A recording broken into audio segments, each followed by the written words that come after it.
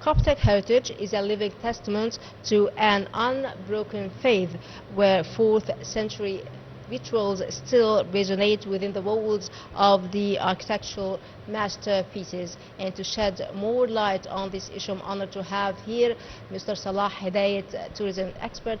Thank you so much, Mr. Salah, for joining us on Night Cruise on Nile TV International. Thank you for your host today, and I want to enhance this opportunity and say Happy Easter for all our Coptic friends and our for celebrating them Holy Week.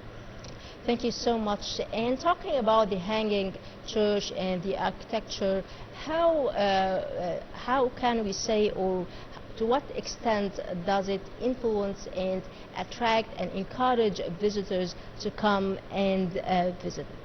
Okay, so Egypt already covered by many Coptic heritage sites, encourage a lot of tourists from all over the world globally come to visit Egypt. Every group want to visit special site, like if we talk about the Papillon fortress area, or we can name that all the Cairo district. We have many of sites, especially like Hanging Church, one of the most famous cathedral of Egypt, and especially also Saint Sergius and Bacchus Church, which is already built on one of the crypt where the Holy Family lived there for 3 months. Plus also the Maadi Church, where they used to get the boat to cross the Nile River to continue them flights to south of Egypt and all the way south until reach for Dronka and for south of Luxor. It's all covered by heritage Coptic churches and also monasteries. And also for north of Egypt we have Wadi Natron, we have Sakha in Delta, and also from Tal Basta. So mainly they covered all of Egypt during the Holy Family flight, which extend to 3 years and 11 months. Well, talking about the church of Abu Serga, and visitors can see where the Holy Family rested. From your point of view, how can we promote for such a significant landmark?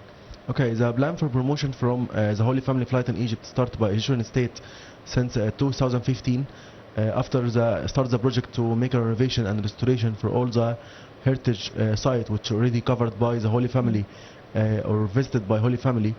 The plan started till now still working, start for beginning from the site in Cairo, and then going to north to Sakha, and then make a renovation in Wadi Natron, and recently just 2 weeks ago we discover remains and for first time appear for one of the monasteries already was destroyed during the 12th century, and now going to make a renovation for all monasteries in Wadi Natron, which now became a heritage site in UNESCO list 3 years ago. And then also they make a revision for the Dronka monasteries. They put the Dronka festival of Virgin Mary, which being held in August, 22 August, now became also one of the heritage topics in the UNESCO list. And talking about the path of the Holy Family, from your point of view as a tourism expert, as a tour guide, what is the hidden gem in which we can promote more for? Actually, if we start from beginning from Tal Basta, which is in Sharqiyya, and also in Rafah and Al Harish, it's the first stops they used and the last stop before they exit from Egypt. So the Holy Family flight in Egypt all have miracles and all have lessons to know. So from beginning, if we take for example the crypt in which now Saint Sergius and Bacchus Church built upon it. The crypt just far like 100 meters from Papillon fortress, the most important and most fortified fortress for the Romans in Middle East at that time, and all Roman army searching for the baby and his mother and Joseph the carpenter, and he just lived 100 meters away from them. It's a miracle itself. We have here in Mataraya the Peltium tree, when Virgin Mary gave Jesus Christ a shower, and from the water of his shower the tree started to grow up as a tree of Peltium. If you just start to make a promotion for the old stories for the Holy Family flight, because we already have many miracles. Like one more example, in Mania we have a monastery called Jabal al-Tir.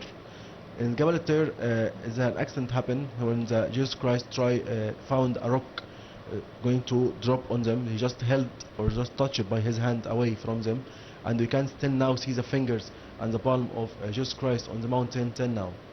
Well, and in areas like Old Cairo or Alexandria, how can the sites there, whether Christian, Islamic, and also Jewish sites strengthen Egypt's appeal for peace-seeking travelers? Okay, so once as tour guide, every group I met, they ask this question: how Egypt shows its tolerance as a main idea for in the media, in Western media, they show all Middle East as terrorist people, but when they come to see Egypt in reality, they saw how we are a tolerant country. If you visit the religious complex in Old Cairo, you can see the oldest mosque in Africa, Amr ibn al-As, and third mosque in Islam. You can visit the crypt church, Santiago's and Bacchus. You can visit Hanging Church, and also St. George Church, one of the important churches for Greek Orthodox. Plus that, we have a Jewish synagogue is called Beni Ezra. So also, when President Sisi gives his order to build the Nemec Museum, he decided to show how Egypt turns. So if you visit the Nemec Museum, the National Museum of Egyptian Civilizations, we can see in one corridor one of the oldest copies from Bible, one of the oldest copies from Old Testament, and also one of the copies from Quran date back to 16th century AD. One all these three holy books in the same corridor, and that's what we want to show for people. Egypt, it's multi-layers of civilization. Egypt is the only country in the world that held on three civilization and three religion at the same moment, and never found that any of this civilization or any of these religions coming over the others. So from day one, when Muslims conquest Egypt, they still save and give the right for non-Muslims to have the freedom and liberty to them beliefs and them cults, and also give them the permission to build their own churches and their own synagogue. Well, as you said, Mr. Salah, that Egypt is well known for religious tourism. From your point of view, how could we promote for the religious tourism here in Egypt? Okay, after Egypt started the project in 2015, the Papa Vatican already helped us for announcing that to visit the Holy Family flight path in Egypt, it's be a part of the pilgrim. So now the pilgrims going to Jerusalem for pilgrims there, and then to continue with them pilgrims, you have to come to Egypt to visit the Holy Family path. And Egypt already start to make a renovation for the old site, starting from Taba and start from St. Catherine. And now the tourists able to visit the Jerusalem, visit Jordan, and then come to Egypt to continue them pilgrim by visiting the all Holy Family flight, starting from St. Catherine and all to Old Cairo, and also the ministers in Wadi Natron, also in the Red Sea and close by Hurghada. We have the minister of St. Athenius, which already built on mountains, the founder of the Moncanism globally and all over the world. Well, also talking about the Coptic Museum and the Hanging Church, how do you see the significance of them, and also how can we promote for tourists to come and visit them here in Egypt? Okay, start first by the Hanging Church. We talk about a church actually hanging in the air, because it depends on two towers of Papillon Fortress and no construction for it. So for looking for a view of the Hanging Church and the importance of it, it was the main cathedral of all Coptic and all Orthodox in the world, not just in Egypt. So from there, the Pope of Egypt lead all the Orthodox world and have the most beautiful icons all over the churches, not just in Egypt but all over the world, and also the most oldest icons and a lot of relics there, which already now be one of the main sites and main destination for all tourists who be religious or non-religious. They need to visit the church, it needed for them. Also beside it, we have apart from the Papillon Fortress, we built the Coptic Church, the first Coptic church specifically for the Coptic civilization or Christian civilization in Middle East and Africa, opened at 1908 by leading by the effort of Smeka Pasha, who have this idea, and he started to collect the collections in the museum by his own efforts, and then the government start to have now a part of the Antiquities Council. We have a department for the Coptic antiquities. And the one more example for the turns of Egypt, when Smeka Pasha start to build and put a design to the Coptic Museum, they get the same facade of Al-Aqmar Mosque in Muazzez Street in Cairo, because he admired how the facade of the mosque is so beautiful. So he just take it and put in front of the facade of the Coptic Museum. Well, and for a tourist or for a guest who does not speak the language, how could such landmarks that you mentioned act as a bridge? Okay, so Yes. for the tourists who are coming in Egypt, not all of them expect that they're gonna see all of that in Egypt, because they know, according to their knowledge, Jesus Christ born in Jerusalem, and they have a flight to Egypt. But to come to visit the site and see how Egypt state as one of the very well known as a Muslim country, how they preserve it, the site, and how they Christian Egypt have this right. Even the population of the Christians in Egypt, one of the high level or highest population in the Middle East. They're not expecting how Egypt's tourists, according to as I mentioned in the Western media, they're showing the other on the other way. Also in Egypt we have one more site. It's called the Minister of Saint Simon. One of became now going to be one of the main destinations for tourists when they arrive. Well, unlike many European monasteries that have become museums, Egypt's monasteries are vibrant communities of active monks. How does this living heritage impact the authenticity and credibility of the tourist experience from your point of view? Okay, for the visiting the monasteries in Egypt, it's the credibility coming from day one, because the founder of the monkinism, global or in the whole world, he Egyptian monk called Athenius, and then for the group, he started the first individual monkinism. Then for the global monkinism, also made founded by Egyptian monk called Bacchus. He started it by his own self in the monasteries in called Deir Maharra in Sohag. So to have this number of the monasteries and this variety, no one except or be expected to see all of that in Egypt. For one example, now one of the monasteries is going to be viral global now in all social media, Monastery of Saint Simon, especially after the story. They know the story behind the monastery and see the design and how they are able to make a monastery inside a cave in the mountain. It's be for them nowhere in the world you can find a monastery like that.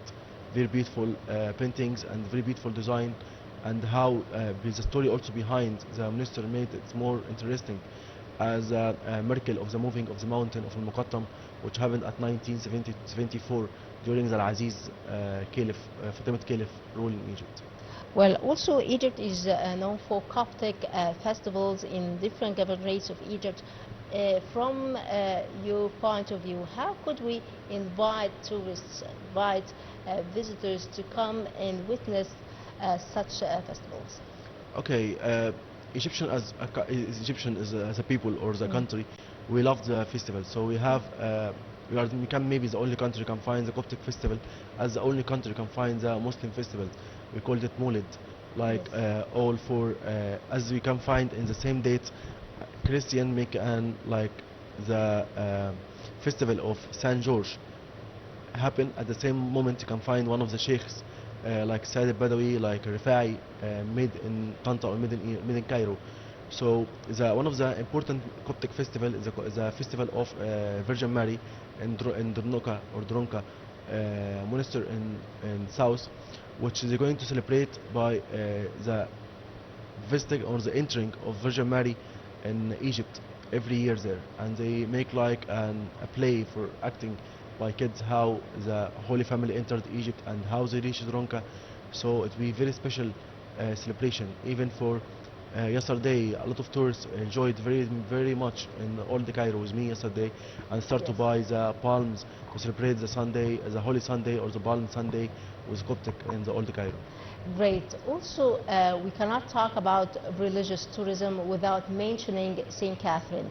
So I would like to know more from you about the significance of St. Catherine, especially that huge efforts are exerted by the state in order to flourish this significant site, and also how do you see its significance in attracting tourists? Okay, so the efforts Egypt made for last 8 years now, they turned St. Catherine not just to be a monastery or historical site, but became now a touristic destination. After built new hotels and make a restoration for the whole city, not just for the area of the monastery, and now became one of the main destinations. All tourists now just becoming especially just to visit St. Catherine. And now going to the impact of this renovation, we're going to extend the tourist vacation in Egypt. If you just plan to have like 8 days or 1 week in Egypt, now you have to extend for at least 12 days or 14 days or 2 weeks. Also, you get a new destination in the for tourists who just coming to enjoy Sharm el-Sheikh or Dahab or Taba. Now we have one more destination to visit, which St. Catherine, and now we enrich the economy or local economy of this area. Well, if you would like to describe we can say, or to define the Coptic brand of tourism, what would you like to say? I would like to say for everyone come here to feel the special moment every year happen in Egypt, especially if we're gonna talk about the festival, if we're gonna talk about the holy places. So imagine if you're gonna have a walk or have a steps in the same place where Jesus Christ have his first steps. Also, when Jesus Christ's first time to speak, it was in Egypt. First meal he eat in Egypt. He started to walk for his first time as a baby. It was here in Egypt. So all of that, if you're looking for the site not just as a stone, but if you look for the site as a story behind the stone, you'll have the special moment for feelings also, not just for a visit and take up beautiful photos for sites. Great. If you would like to send a message from this significant and this beautiful landmark to the entire world, what would you like to say today? Come to visit Egypt to know what the meaning of tolerance and change your mind about the Middle East, and especially for Egypt. See how Egypt, it's not just a pyramid or not just a Karnak temple, we still have much to see as a religious tourism. So Egypt is very well known as one of the famous countries in the world, or the most main destination now for the cultural tourism. But Egypt not just have cultural tourism, also have another pattern with religious tourism, not just for Christian but also for Muslims as well, and for Jewish also. Mr. Salah Hidayat, tourism expert, thank you so much for joining us on Nile TV International. Thank you. Short break and we will be back, so stay tuned.